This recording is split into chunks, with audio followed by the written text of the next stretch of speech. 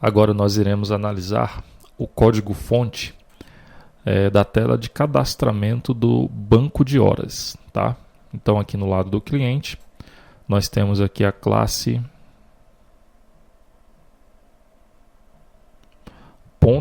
.banco horas grid, ok? Bom, essa é uma tela padrão também, né?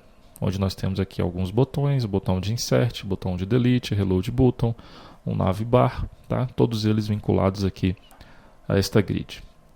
Essa grid, ela está vinculada ao VO .banco horas VO, tá? Então isso vai significar que os dados visualizados nessa grid são os dados que estão armazenados aqui na tabela .banco horas, ok?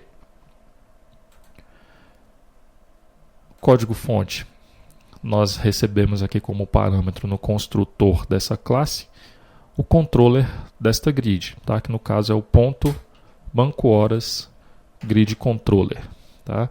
O nome da action lá no servidor é o .banco horas grid action, tá? Então aqui no lado do servidor nós temos aqui a classe .banco horas grid action, tá? Método load data, passamos a ação que será executada e é realizada então a requisição para o servidor, ok?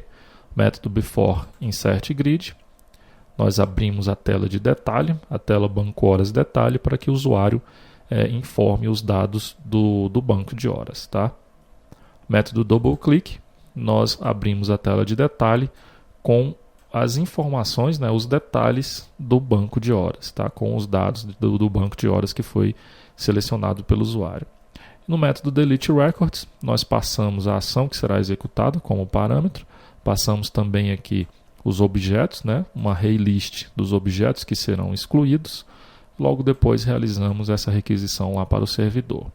Então as requisições aqui no lado do servidor, elas vão ser identificadas, no caso se for uma ação de load, nós iremos buscar todos os abonos que estão cadastrados no sistema e logo depois retornar com esses dados lá para a aplicação cliente, tá?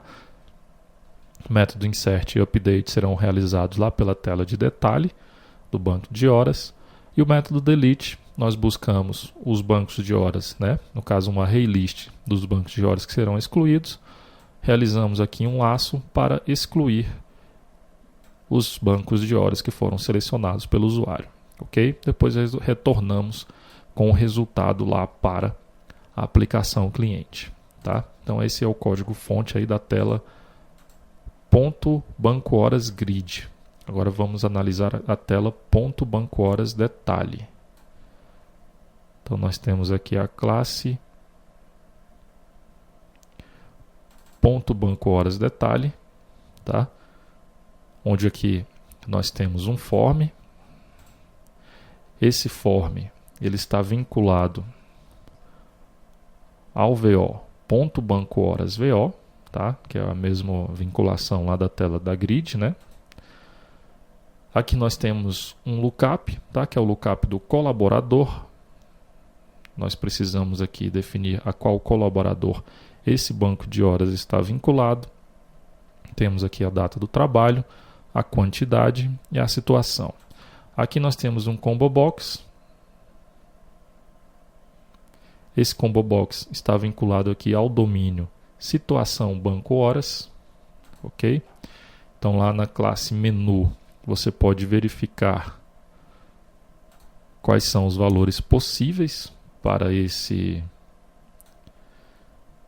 combo box, né? No caso situação banco horas, aqui está. Então ele pode ser N, não utilizado, U de utilizado e P utilizado parcialmente, tá? Lembrando que essas informações das possibilidades de um campo, né? No caso aqui o campo situação banco horas, aqui no banco de dados nós temos aqui esse campo situação, tá? Ele é do tipo char1. Então lá no DER você pode identificar quais são os valores possíveis para este campo do banco de dados, ok? Então essas informações nós buscamos lá nos comentários de cada atributo lá da tabela, ok? Aqui nós temos um objeto quantidade ele é um objeto da classe FormataDTextControl, ok? Aqui nós definimos uma máscara para esse componente, que no caso aqui é uma máscara com 2 dígitos representando a hora, 2 dígitos representando o minuto e 2 dígitos representando os segundos, tá? Aqui no caso o usuário vai informar a quantidade de horas que esse usuário possui no banco de horas, ok?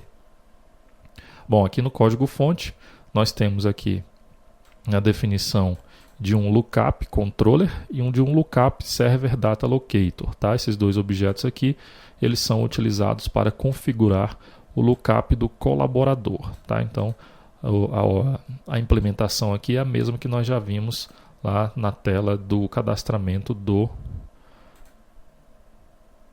dos abonos, tá? Nós vimos aqui no cadastramento dos abonos, onde é necessário também informar a qual colaborador pertence esse abono, ok? Bom, o controller deste form é aqui a classe .bancoHoras_detalhe_controller, tá? Ela está no mesmo pacote da tela de detalhe. O desenvolvimento aqui é o padrão. O nome da action lá no servidor é o .bancoHoras_detalhe_action, tá? Então aqui no lado do servidor nós temos a classe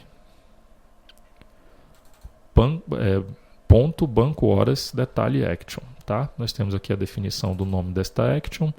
No método executeCommand, o sistema vai identificar qual ação será executada no momento, tá? De acordo com as requisições que foram realizadas aqui pelo lado do cliente.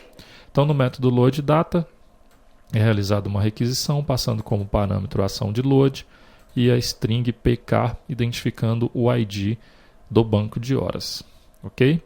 No método insertRecord, também passamos aqui como parâmetro a ação que será executada, no caso agora uma ação de insert, tá?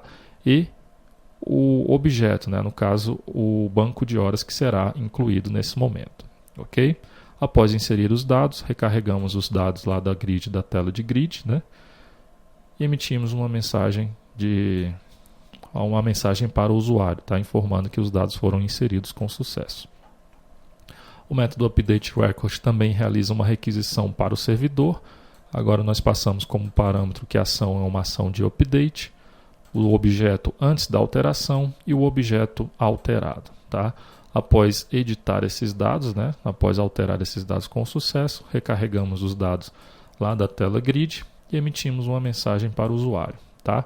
Então aqui no lado do servidor, ele vai identificar qual ação que será executada.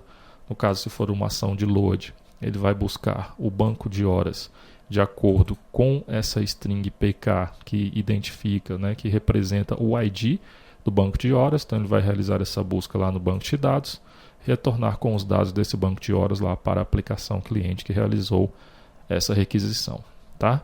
No método insertRecord, nós buscamos o objeto, no caso o banco de horas que será cadastrado, tá? Realizamos a conexão com o banco, salvamos os dados desse banco de horas e retornamos com esses dados lá para a aplicação cliente, tá? Método update, da mesma forma, nós buscamos o objeto alterado, tá? Salvamos os dados desse objeto e retornamos com esses valores lá para a aplicação cliente, ok? O método delete ele é realizado lá pela tela de grid, tá? Bom, então dessa forma nós visualizamos o código-fonte da tela de cadastramento do banco de horas.